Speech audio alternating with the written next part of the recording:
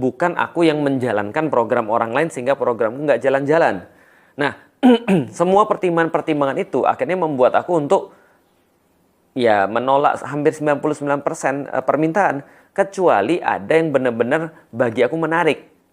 Nah, jadi aku bagi sedikit ya. Mudah-mudahan teman-teman bisa mendapatkan isi kepalaku sih kenapa aku nolak kajian. Bukan karena aku sombong, bukan karena aku males gitu kan ya. Karena ketika aku nggak ngisi kajian, ternyata aktivitasku lebih padat sebenarnya.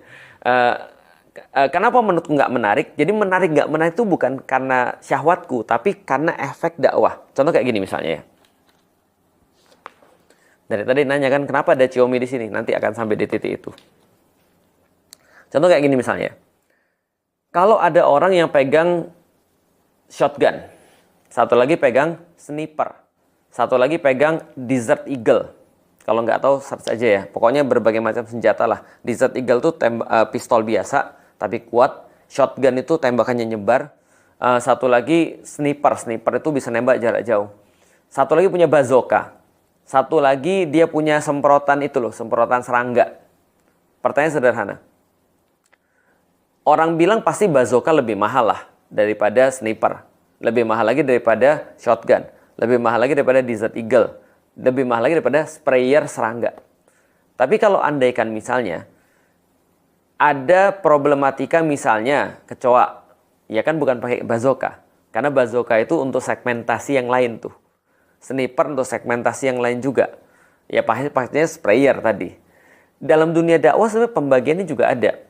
Kalau misalnya ngerjain misalnya mohon maaf ya, khotib Jumat misalnya. Aku pikir nggak harus aku. Kenapa? Banyak yang lebih bagus daripada aku untuk khotib Jumat. Dan teman-teman bisa mikir ya, ketika misalnya aku ngisi khotib Jumat, teman-teman di sini, siapa di sini? Ya, misalnya, angkat tangannya, misalnya kan nggak mungkin. Atau misalnya ketika aku guyonan di depan mimbar Jumat kan nggak mungkin. Nah artinya lebih banyak yang bisa menjalankan lebih bagus daripada aku. Kenapa aku harus ngisi khotib Jumat? Maka sekarang aku nggak ngisi khotib Jumat nih. Bisa nggak? Bisa dong. Tapi kenapa aku nggak ngisi khotib Jumat? Karena tidak menarik dari ukuran efek dakwah yang aku inginkan. Atau dampak dakwah yang aku inginkan. Kalau gitu seperti apa? Misalnya ngisi kajian misalnya. Di mana? Di masjid. Pesertanya berapa? 50 orang. Aku balik bertanya lagi kepada diriku. Kalau aku ngisinya misalnya di YouTube misalnya. Atau di Instagram. Aku bisa dapat viewers misalnya 1 miliar. 1 miliar lagi. 1 juta misalnya. Atau aku bisa dapat viewers 100 ribu. Atau aku bisa dapat viewers 10 ribu. Kenapa aku nggak bikin video aja? Ketimbang aku ngisi di masjid. Paham ya? Maksudnya menarik tuh apa bagiku?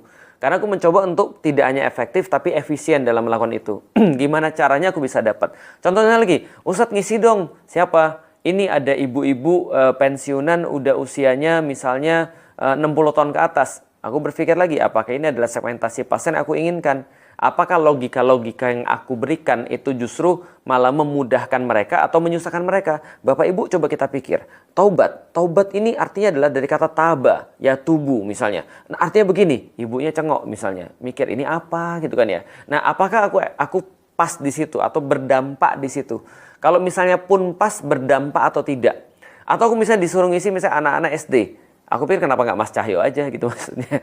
Jadi kenapa harus aku? Jadi apa yang aku lakukan yang terbaik sehingga ketika aku tuh memang benar-benar memilih sesuatu itu karena memang tidak ada yang bisa melakukan kecuali aku.